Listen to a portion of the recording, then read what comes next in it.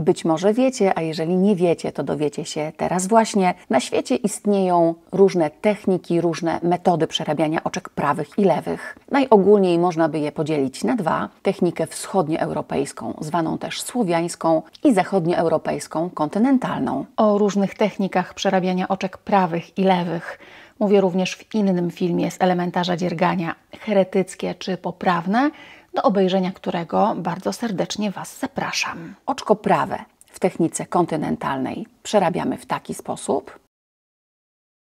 Oczko prawe ułożone jest na lewym drucie tak, że nitka, ten lewy drut oplata tutaj od przodu, od strony prawej dłoni w kierunku dłoni lewej. I oczko prawe kontynentalne przerabiamy, wbijając prawy drut od przodu i wyciągając pętelkę. Oczko prawe. Oczko lewe nitkę ułożoną ma dokładnie tak samo, czyli od strony prawej dłoni za lewy drut w kierunku dłoni lewej. I oczko lewe kontynentalne przerabiamy o tak. Ja pomagam sobie paluszkiem.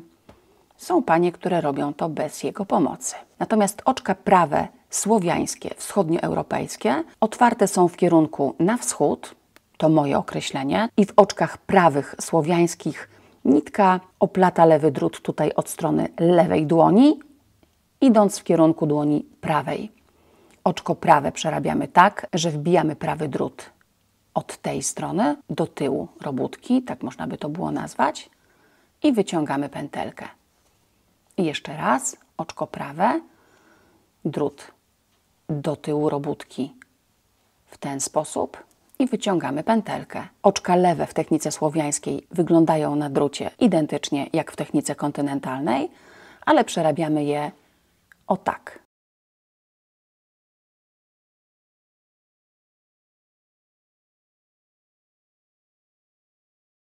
Oczka prawe i lewe i już wiecie, jak identyfikować je na schemacie, jak je przerabiać. Pamiętajcie tylko, żeby absolutnie nie mieszać tych dwóch metod ze sobą, bo przerabianie oczek prawych jedną techniką, a oczek lewych drugą to najczęściej popełniany błąd początkujących dziewiarzy. Mam nadzieję, że podobała Ci się ta lekcja. Jeżeli tak, koniecznie zasubskrybuj mój kanał i przerób inne z elementarza dziergania.